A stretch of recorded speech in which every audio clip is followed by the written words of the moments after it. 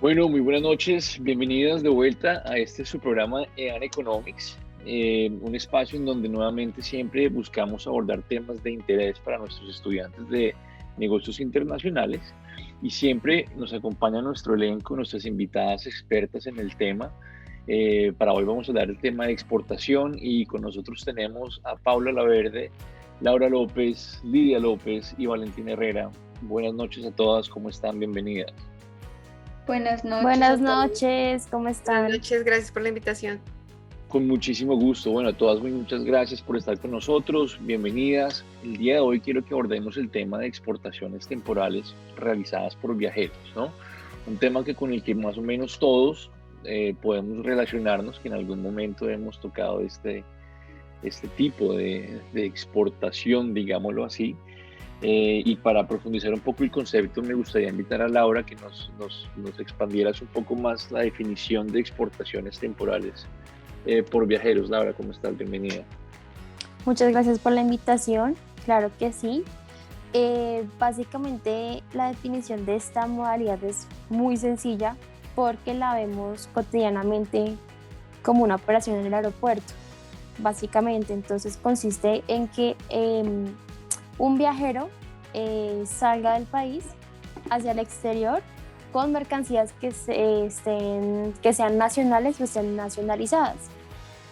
Lógicamente los objetos, digamos, de efectos personales no son objeto de declaración.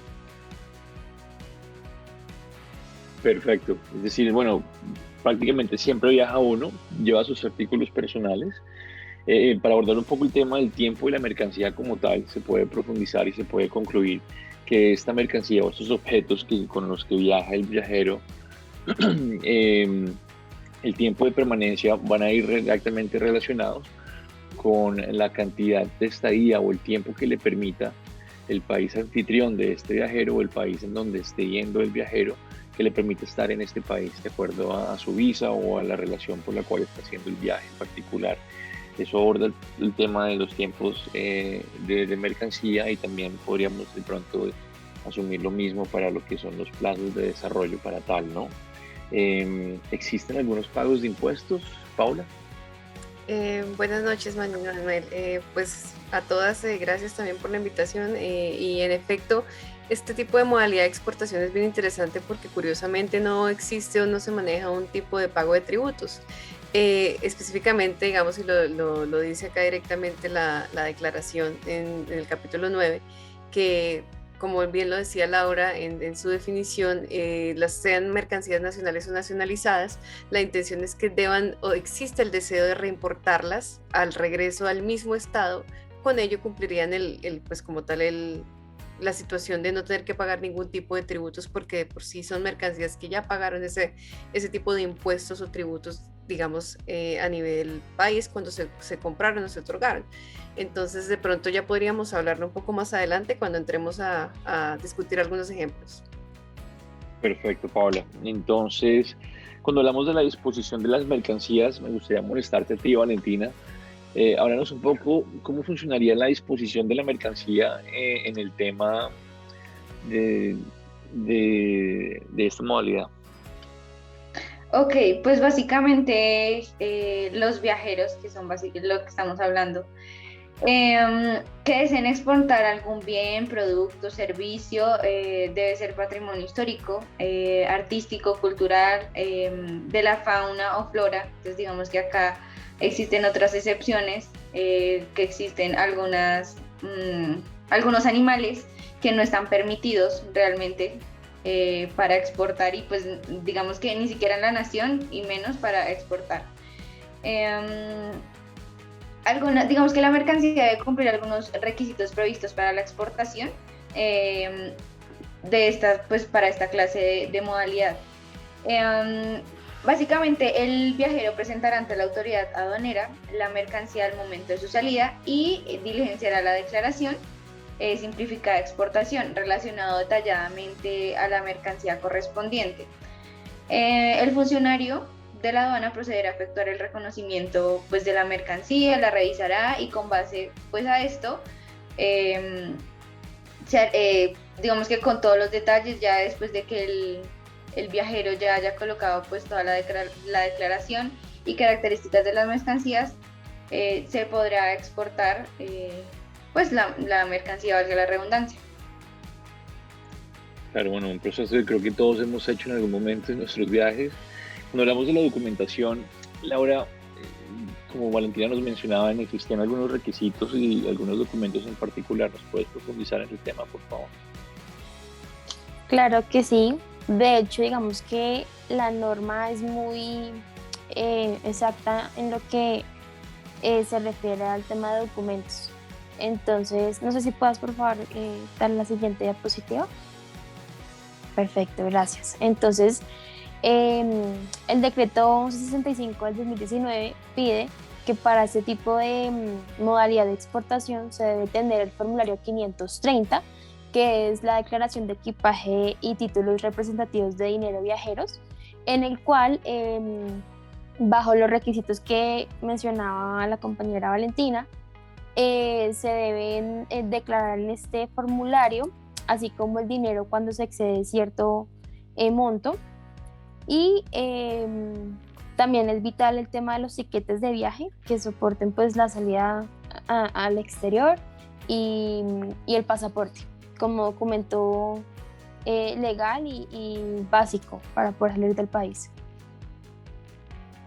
Perfecto. Bueno, bien sencillo, pero abordemos un poco algunos ejemplos. Lida, ¿nos compartes alguna idea, de pronto un ejemplo típico donde podamos experimentar este tipo de exportación como viajeros?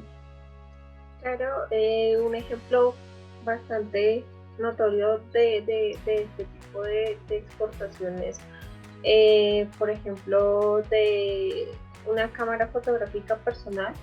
Esa tiene que quedar pues marcada en este documento y asimismo ser ingresada a la vuelta del viaje, ¿sí? Básicamente es, o podemos encontrar también equipos digamos que le permiten a las personas como continuar con su salud, no sé, de pronto un respirador o básicamente lo que soporte sobre su salud, se tiene que documentar y reingresar nuevamente al país, pues a regreso del pasajero. Claro que sí. Paula, ¿algún ejemplo que de pronto nos puedas compartir también por tu lado? Sí, claro que sí, como les mencionaba al inicio en el tema de pronto del pago de impuestos, un ejemplo interesante y que quizás viven muchos viajeros hoy en día con la tendencia animalista y el amor por los animales es justamente el transporte de mascotas. Entraría dentro de esta modalidad, pues siempre y cuando el viajero pretenda obviamente estar una temporada fuera con su mascota, animal de compañía y regresar nuevamente al país. Para esa modalidad, digamos que aparte de pronto de ser digamos que el tipo de animal que puede viajar bajo esta categoría debe ser un animal doméstico, como lo mencionaba Valentina en su momento, lo que sean ya plantas, fauna, flora, que sea pues de un carácter específico, deberá cumplir los requisitos de exportación distintos de esta modalidad. Y pues para el tema de transporte de mascota, por ejemplo, solicitará también ante las oficinas del ICA una serie o un respectivo registro sanitario del animal con el fin de llevar todo lo que es el tema de salud, registro de vacunas, etcétera, llenando por supuesto el mismo formulario que nos mostraba hace un momento Laura. Y digamos que ya como lo venías diciendo tú, cumplirá el tiempo de disposición que tenga permitido el viajero al momento de viajar con su mascota y pues para en defectos también al regreso del mismo viaje, ¿no? Pues este tipo, digamos, de ejemplo no tendría que pagar ningún tipo de pago de tributos, o también tendríamos de pronto otro ejemplo interesante que sería quizás todo el tema de cuando se manejan algún tipo de pronto de equipos o transporte de equipos que tengan un costo pues importante. El viajero tendrá que entrar también a llenar este tipo de declaración, verificando cuál es el monto que entraría a declarar y cumpliendo la misma pues finalidad, que es obviamente regresar con el mismo, dado que ya se pagaron pues estos atributos y demás en el país de origen. Bueno, muy bien.